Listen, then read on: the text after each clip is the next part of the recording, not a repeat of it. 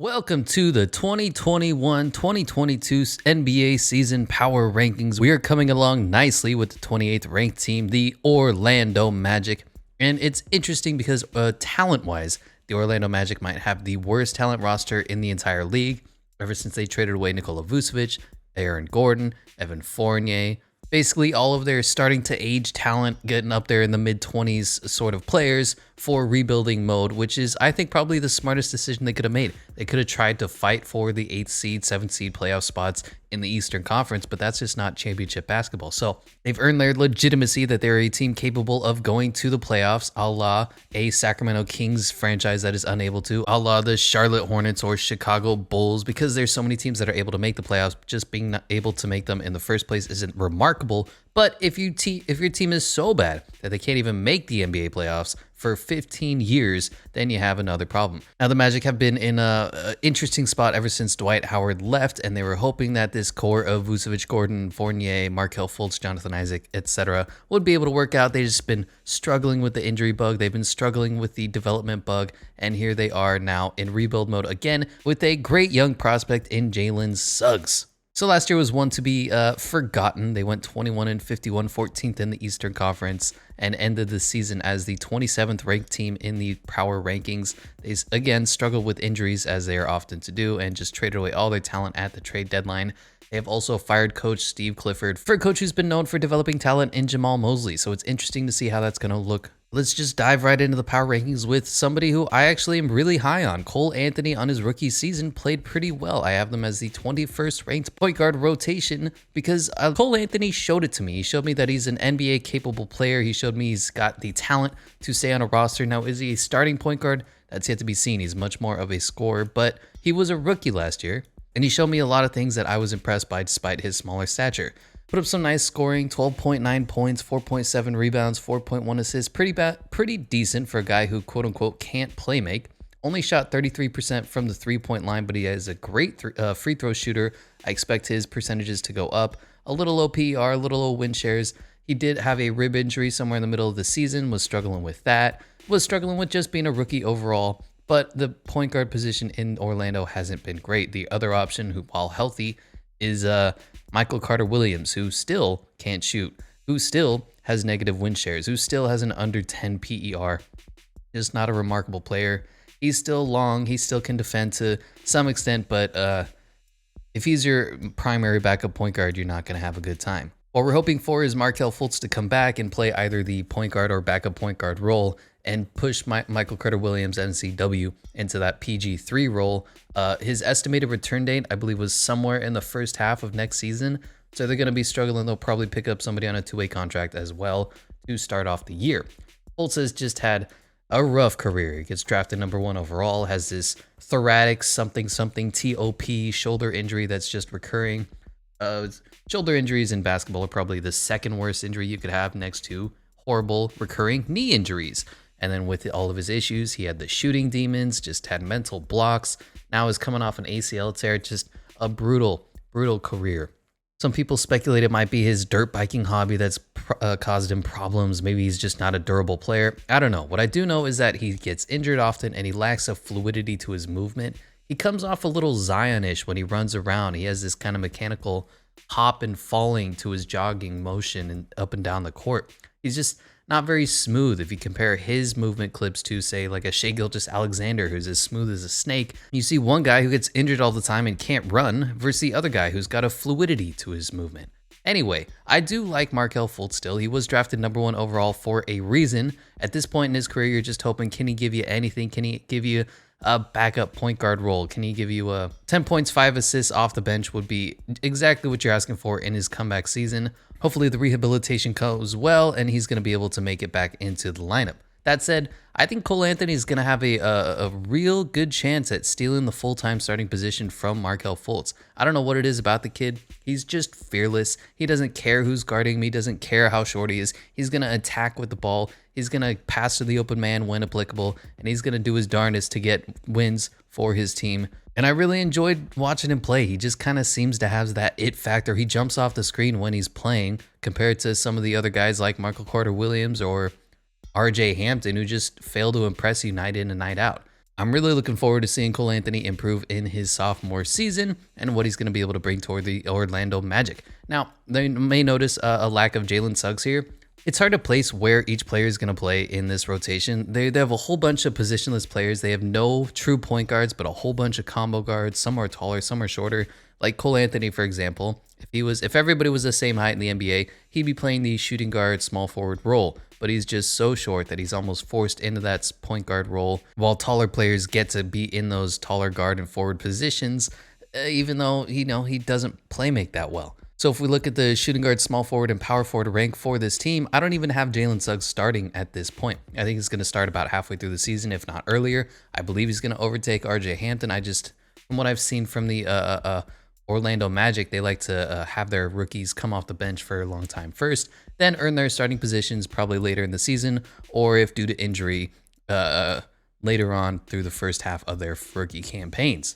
So that said, I have RJ Hampton as the starting shooting guard for the Orlando Magic, and he is currently the last place shooting guard for the Orlando Magic, purely because we just don't know what he is yet. Does he play make enough? No. Does he shoot the three well enough? No. He has a nice mid-range game, but he's shown some flashes of being able to be maybe a primary ball handler, maybe secondary ball handler, and then he's shown some flashes of being a Studley Dudley shooting guard who can shoot the three off the dribble. So we just need to see more from RJ Hampton, and kind of the same with Chuma Okeke as well, the 23rd ranked power forward on my list. He played very solid in the minutes that he was there. He's shown some flashes of freak athleticism. He is a little undersized at 6'6", and I haven't seen enough of his game. I've tried to watch as many Orlando Magic games as I could. He only played about 45 games last year, didn't play a lot of minutes.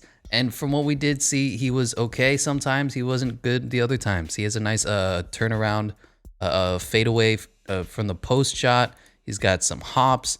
We just need to see more from Chuma Okeke before we can push him up higher or drop him down lower, depending on, how he improves in his sophomore season. So him and RJ Hampton are kind of in the same boat, showing some flashes. We'd like to see more. And then Terrence Ross is, he's Terrence Ross. He's probably the most uninteresting player in the NBA at the most interesting position. So he reminds you of somebody who should probably be on the Pacers. He's just that level of, he can shoot, okay, he can score, okay, he can rebound to some extent, he passes the ball well. He's just not a very interesting player. Preferably he'd be a 6th, 7th, 8th man coming off the bench, but the Magic are struggling for depth right now, so he's in their starting lineup. Bringing us to the next position that they have, the center is Wendell Carter Jr. is the starting center. He came over in the Nikola Vucevic trade, and you know what? He played very well. He plays valiantly. He plays tough. He's not the tallest center, but he grabs rebounds, and he just gives you as much energy as he has. Put up 8 rebounds, 11 points, and 2 assists on 56% true shooting. You know what? That's all you can ask for. He's shown some signs of being able to shoot from the outside. He has a nice stroke to it, but it doesn't quite go in well enough yet. He's still young at 22, so he has the potential to be a long-term center for the Magic, depending on how well he plays, how well he progresses, if he keeps that same intensity, unlike his counterpart Mo Bamba. We'll talk about him in a little bit. He just doesn't really have a high ceiling. You know what he is. He's a Daniel Gafford-esque rim-running, slightly undersized center that's going to give you energy off the bench or in the starting lineup. But coming over from that Nikola Vucevic trade, the drop-off isn't tremendous to the point where they're regretting the trade. They got the 8th overall pick with him as well, which they took Franz Wagner with. So you know what? I don't hate him being their starting center for now. They brought in Robin Lopez, who is the funniest man in the world to watch play basketball. He only has a right hook, baby skyhook shot, whatever you want to call it, and it's so funny watching him play in the paint. He spins and pivots and spins and pivots and gets that right hook shot off, and he always seems to make it. He shot 66 true shooting percentage last year off for the Wizards, and it was just a joy to watch him. He and his brother Brooke have developed quite interesting, I'll say. Brooke developed a three-pointer and is a mean defender. Robin has a funny looking right hook, and it goes in at a very high clip. So good for them. Almost averaged 10 points, 4 rebounds, and 1 assist last year. So he's still a productive center and a big body, just in case they have to go up against some of those bigger 7-foot centers that they have in the East. He had a solid PER matching Wendell Carter Jr.'s and some good win shares coming off the bench in Washington. So I think it's going to be a good match for Robin Lopez, which brings us to Mo Bamba, the most questionable prospect they have. This is going to be a make or break it year for Mo Bamba. Last year, he struggled with COVID and with some injuries. And the year before that, he just was such a raw prospect being picked 5th overall, but he needs a lot of time to develop. This year is going to be a show that you're worth it in the league. Show that that number 5 overall pick was worth it on you, Mo Bamba kind of year. Because last year, he got beat out by the undersized Kem Birch for backup center. He doesn't play with a lot of intensity. He doesn't try very hard, but he's one of those players that has the natural skill set to do it. He's shown signs that he can shoot the 3 ball. He's shown signs that he can play defense, but his defense is a lot worse than you'd like it to be from the center position. And his offense is still mediocre at best. He did put up a solid 8 and 6 last season at the center position, playing the 3rd string center, which is a little worrying when you're a former number 5 overall pick. I mean, Jalen Suggs is a number 5 overall pick, and he's shown flashes. He looks like he's going to be the leader, the best player on this team for years to come. Meanwhile, Mo Bamba is still fighting for minutes in the center position. It's a little frustrating. Just from what I've seen Mo Bamba play, he doesn't have that intensity that I like to see at the center position. I don't think he's going to break out this year, and I'm wondering if he's going to get traded to another team so that the Magic can try and recap that draft capital that they spent on him or something. He might be moved. Who knows? Maybe he steps up and breaks out like the freak athlete that he is, but I just don't think it's going to happen. Bringing us to the bench, which is, of course, like I said before, led by Jalen Suggs, number 5 overall pick. A lot of people wanted him to go between 2 and 4. I was a little lower on him. I had him in the tier below those top 3, top 4 players. It wasn't anything that he did. My issue was just from the tape that I watched, he had no half-court offense at Gonzaga. Now, the entire Gonzaga offense ran through their center, Drew Timme, and he almost never really did anything. He stood around. He would take the occasional catch and shoot 3, but he didn't show that he had the signs to take people off the dribble. He did show that he had the athletic capability to do so, but he just never did. So his tape wasn't very impressive, which is why he fell to 5th. He has solid defense. He likes to play the passing lanes well. He gives crazy weak side help blocks, and he has good athleticism. At this point, we just don't really know what Jalen Suggs is. Same with RJ Hampton. Same with Cole Anthony. What is he going to develop into? He's going to be a primary point guard, ball handler, or is he going to be an off-ball shooting guard? At this point, I think he has a better chance of being an off-ball secondary ball handler, but looking forward to seeing how he is. His G League highlights were very fun to watch and a bright spot for this porous Orlando Magic franchise.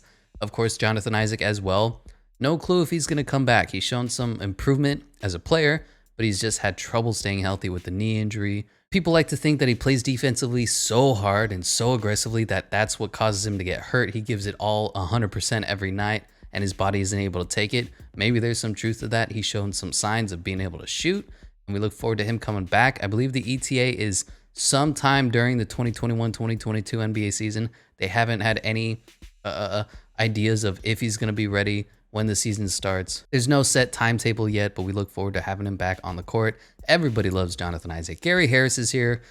He's fine. He's never relived those Denver Nugget days, but he's fine off the bench, fine depth, nothing more than that. Franz Wagner, number 8 overall pick. I wasn't very high on him because he has absolutely no ceiling. He's a high floor, low ceiling kind of guy. He comes in, he's a smart player, but he doesn't have any athletic talents that are going to take over the game. That said, there's rumors that he's grew to about 6'11", so maybe he's going to be able to fill a stretch 5 position that this Magic team is lacking.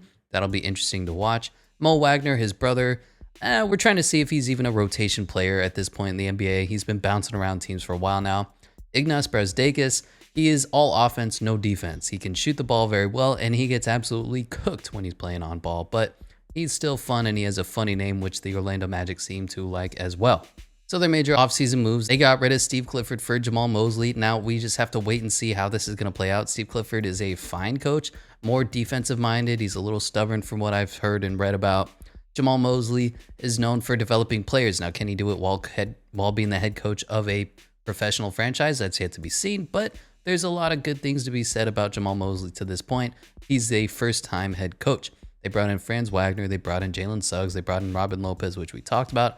They lost Dwayne Bacon, who, he's Dwayne Bacon. Not going to be the biggest loss to your franchise, but they are a little lacking at that forward depth. They lost Donta Hall, who I actually really enjoyed watching him play. He was just this energy bunny off the bench for the Magic. He's a long guy. He gave a lot of effort on defense, and he was just fun to watch play. They did lose, of course, last season at the trade deadline, Vucevic, Fournier, Gordon. I don't know if that should go here or we count that as last season's losses, but they did lose Basically, 3/5 of their starting lineup, their 3 best scorers. So this team is in full rebuild mode at this point. Looking to see them get a top lottery pick. And lastly, their coaching culture rank. I'm actually not too down on the Orlando Magic. They seem to have a vision at this point. They're developing, and that's why they brought in Jamal Mosley for Steve Clifford. Their GM, John Hammond, has been getting some flack for the last few years, but I don't hate that they broke up the core of the Vucevic, Fournier, Gordon. It just didn't seem to work. The DeVos family has been led ownership for a while, and I don't have anything horrible to say like the Sacramento Kings or Cleveland Cavaliers ownership. Which brings us to their season projections. They are projected to win 22.5 games with 250-1 championship odds. And you know what? That sounds about right for this Magic team. They're just still in the rebuild mode. They're still looking to find that guy that's going to take the next step for their franchise, that's going to say, I'm the best player on this damn court. I'm going to lead the team and show you how to get to the playoffs and how to win basketball games.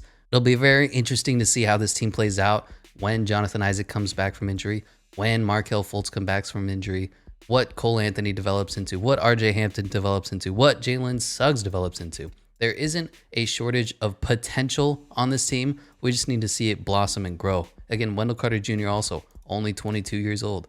Chuma Okeke only 23 years old. So ideally, if they could make some move to get another small forward who's young instead of Terrence Ross, who just doesn't fit the timeline of this team, I think this is full rebuild. Hopefully they'll be able to get a few diamonds out of the rough, and this team can start making the playoffs and possibly winning championships in the near future.